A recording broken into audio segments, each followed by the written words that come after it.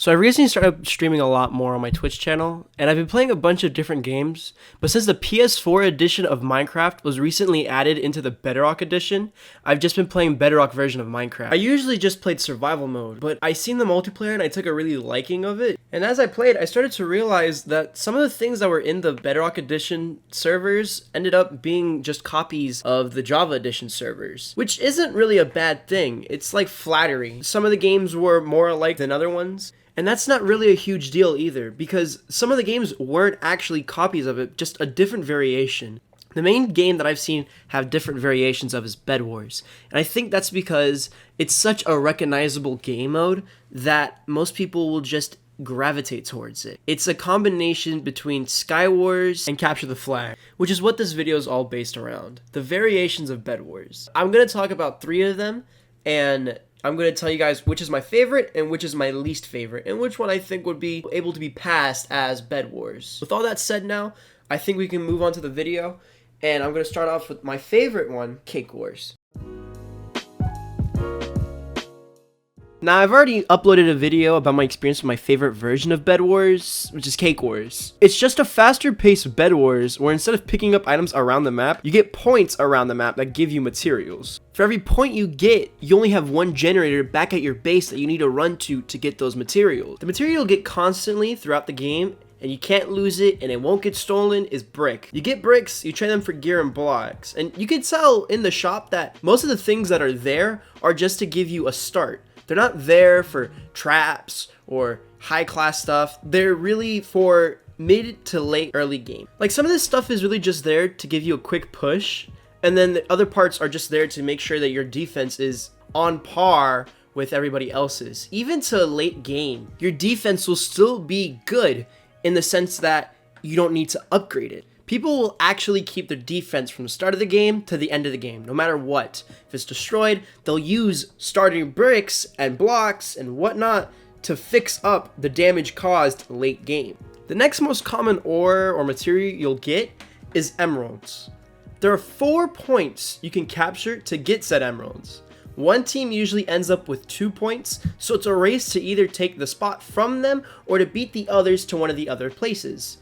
If you go to the shop, the items there are mainly for mid or late game, but recently I've seen a lot more people play with these items early on after getting their first emerald generator, which I don't recommend you do that, because if you prioritize weapons before armor, you'll get destroyed when someone has a fast sensitivity. And you might not even want to buy everything in that shop. If you go to the brick shop, you can actually look at it and say to yourself, if you have enough upgrades, that you don't need diamond armor, you don't need that diamond sword, because everybody else around you has low level stuff, or their stuff just isn't high enough to deal with emeralds. It's a good prioritization game to know that, okay, do I need to spend 24 emeralds on a diamond chest piece? Or do I want to save those in order to push up my offense and to make sure that my team can get to a certain point? The last thing to collect in the game is nether stars. Your nether stars are your basic material that give you team upgrades. In Bed Wars, you had diamonds. In other game modes, you'll probably have emeralds and other things like that. It's a staple. Enchantments, sharpness, protection, etc., etc. This is your upgrade material. The difficulty with the nether stars, though, is that there's only 1 point in every single map that give you nether stars. That makes it a race, and I mean faster than people will do it, because some people will bridge straight to mid while others bridge to their emerald generators, and whoever owns the middle basically has all the power, because the first person to get the middle also gets the most nether stars. So you'll be generating for sharpness 2 and protection 2, which to normal people that doesn't sound like much, but when you play the game, Sharpness 2 and Protection 2 mean the most in every single fight. If you get paired it against somebody who's wearing full iron armor and an iron sword with no enchantments at all, that means that you'll win. Because if you're in leather armor and a wooden sword, you have just slightly more defense and slightly more offense to go against these guys. And that gets even more impressive if you have full iron armor that's enchanted with Prot 2 or even Prot 1. You can win some of these amazing fights and you'll feel like such a a god with your enchantments. So whoever owns the middle usually ends up winning most of the fights. Now, also another thing with that is that after owning middle, a lot of people play passive with it, which isn't really the best go-to plan with it. So I'd recommend that if you do go to the middle and you collect it and whatnot, make sure that you still play aggressive and you still take the other points, because just because you own the middle doesn't mean you'll still win. Now that leads me to my last point, which is the PvP in the game. Now the PvP, the main problem I have with it is actually that you don't get rewarded for killing anybody. It's not like Bedwars where if you kill an enemy, you get all their materials. You don't get their loot, you don't get anything. When they die, they die. Depending on your kit though, it really does change this. If you're using the kit that everyone has and no one changes, you get a temporary reward for your regeneration boost and a strength boost, which actually do end up coming in clutch when you're trying to fight 3 people at a time. And they're really handy. There's not much else to the game mode. There's not even that much trap. Another useful tool that I don't remember being in Bedwars is the 3x3 deploy platform. It's a platform, you deploy it, and it helps you run across. There's not much to it, but it's super useful and super cheap. The only thing that I can think of is on the Hypixel server, the bridge egg, but that's expensive. It's not cheap like the 3x3 deploy platform is. Then there's a TNT poly, which is something I enjoy. It's a sheep that after 5 seconds, it explodes like TNT. Here's the thing, you can hit it away if your enemy places it nearby you. It's a reasonable alternative to just regular TNT from the original Bedwars. Overall, I think Cake Wars on the Mineplex server is a perfect alternative to Bedwars.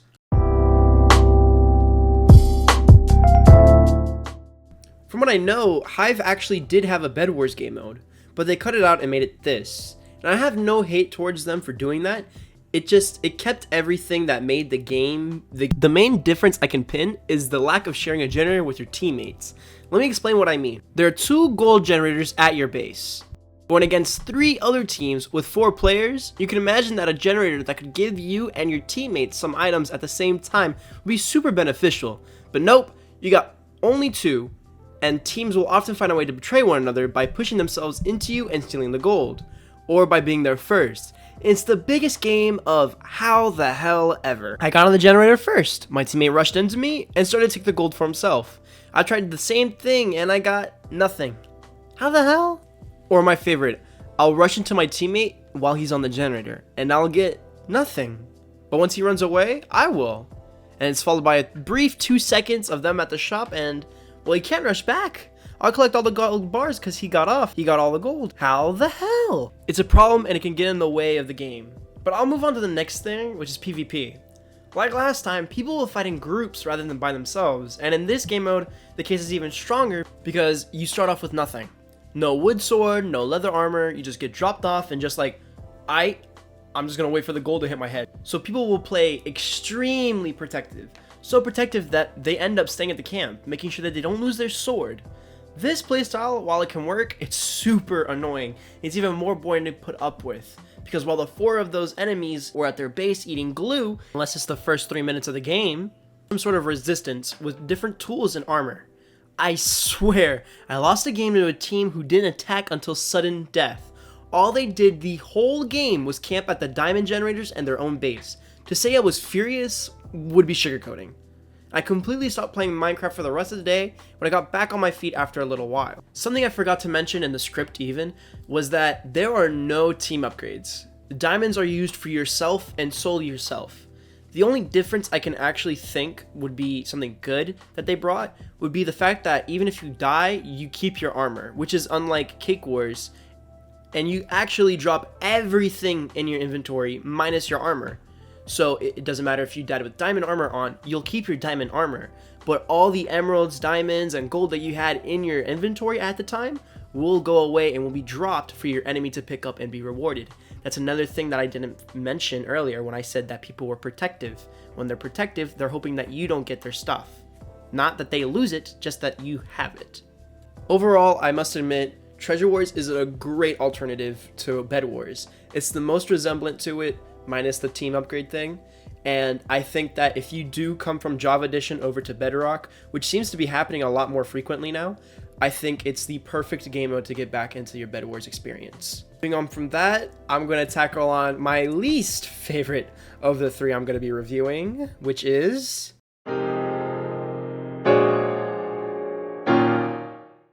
I detest this game mode. And I play it occasionally when someone from my stream wants to play with me and asked, or if the chat asks in general, but I rarely play it in my free time. And I used to actually prefer this game mode over Cake Wars and the other Treasure Wars and just other game modes in general. But recently I haven't been into it because I got annoyed of it. And I could probably pin it onto the fact that the server for me never has a good connection. So I'll be mid-fight and all of a sudden they stop swinging. I'll pause and keep swiping away at them, but then for some reason I have a sword in my back and a fat fucking respawning screen on my face. I'll give them props for two things: shared generators across your whole team and the exploration aspect. I'll explain one because it's easier to explain. The shared generator problem, I didn't even realize it was a problem until I played on the Hive. Some servers don't believe in sharing. I can't be on the same generator with my teammate in those servers solely because, well, finders keepers. In Egg Wars, they don't just give you multiple generators, they give you ones you can share, because that's what matters. Teamwork. While I and my bare white honeysuckle egg ward to testing cheeks and my more powerful than God himself teammate are in dire need of iron, we can share one generator and get what we both need: closure. Iron. And if we do have some gym room shy teammates, there's another generator just a little farther from us than anywhere else on the map. It's a really good deal because now we have multiple generators that can share. And believe it or not, that ties into my next point: the exploration of the game mode.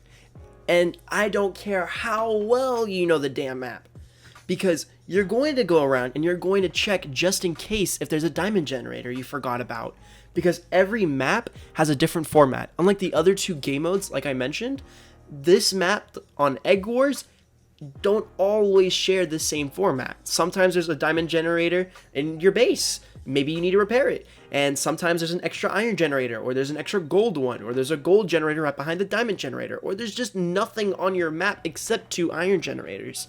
It's so weird to see a game mode not follow a certain format, but I genuinely do applaud it because it encourages the player to go and explore. Alright, that's everything that I like about the game mode. Alright, let's get into the things that I dislike with it. Starting with the fucking hunger bar. I shit you not. They made the thing actually deplete over time like you're playing survival mode. It kills the pacing of the game. So much to the point where speed bridging to your enemy's base in the first 4 seconds is the most action you'll ever get in the game. And maybe you think, I'm so sorry, but I don't understand why that's a problem. They're just making it more challenging for the player, meaning they're appeasing to the people who actually skilled and have to play the game competitively. No. Shut up. That's not how this works, right? Think of it this way. 2 players are fighting. It's sudden death, no respawns, no shops are working, and they're both at mid. One of them fought the other 2 teams of 4. His whole team had died during sudden death falling off the map because he didn't realize the enemy team had destroyed the bridge they were planning on running on. And the other camped at his base like a whiny little bitch and waited for his whole team to do everything. They start to fight. The guy who can't starts running, not before he can get 2 hits with an iron sword on the other. The other one, wielding a diamond sword and wearing iron armor, chases him, only to find out he can't sprint. He's close to the edge and he has no food to eat. His enemy turns around realizing this, and he uses his immature clicking patterns and his sprint to use knockback and launch him off the edge, thus rewarding the player who played like a baby at his base while his teammates gave him bottles. See? It gets in the way of real skill. I feel like there's more to cover, but the last thing I'll cover about Egg Wars is mainly the team. Something that's completely out of the server's control by a margin. People will continuously leave your games, and I mean, it's not that hard to stay in the game. There are people who join up, look at the map, and just say, nope, not right now, and leave. I've had more games where there are 2 teams of 4 going against 2 groups of 2, and once 3 teams of 4 going against a team of 1. I was the one. Like, I've had to actually stop playing the game and genuinely think, did I click on the right one, or did the server mess up again? Because it's just that problematic. Like, I'll be fighting a team of 4 people in one color, have 1 teammate with me, and then I look over and see a team of 3 with a completely separate color. It's a cluster of confusion, and I never really thought it was hard to fix. Put a rank system. And I know it doesn't sound like it'll help, but just hear me out, right? A rank system that puts you against / with people in a similar rank or at your rank. People are low level, they'll fight low levels and gain a basis of understanding. People mid level will eventually exceed their own expectations and get to higher positions. They'll fight people in higher levels and mid levels. And where they'll fight people with their own skills. It's that simple. It even helps out the fact that lower levels might deal with a little bit of leaving, but I mean, you're taking a risk either way because it's inevitable that people are going to leave mid-game, and there's nothing you can do to punish it because you're not in charge of how to quit, how to make people quit, or how to prevent people from quitting. I think it's an engagement and a server issue, but I think it's mainly just a problem with the ranking. If they add a rank system, I genuinely think that it could fix up a lot of things. And it could also add something of, newness to Egg Wars, because if you really think about it, none of the other servers that I covered actually had a rank system. They just had top charts. And even so, people weren't always on the top charts. If you had a rank system, that does, one, it separates you from the crowd, and two, it even helps with the leaving and skill rankings, and you can, play with people. It makes it a lot easier. And I think that's just one step to fixing this leaving issue. I'm not a server host. I'm not a server admin. Hell, I'm not even a coder. I'm barely good at editing videos for the internet. So I'm taking this all with a grain of salt. It's just a suggestion. They might not hear it. They might do it. But I think it'd just be something interesting to do. But yeah, that basically wraps up all the servers that I played and, every version of Bedwars there is. Believe there's another one. That's just Bedwars, a live mode. Why don't you try playing the live mode? Play the live mode. Because that's not real Bed Wars. That's not even a variation of Bed Wars. That's its own category called Bed Wars. I'm not going to talk about that one, and it's best forgotten about. But yeah, that's the end of the video, guys. I hope you guys did enjoy this, and hopefully you guys enjoyed all the editing I did for it. And be sure to leave a like, I'm guessing. I don't know. Just do whatever you guys want. Yeah, but be real, be cool. See ya.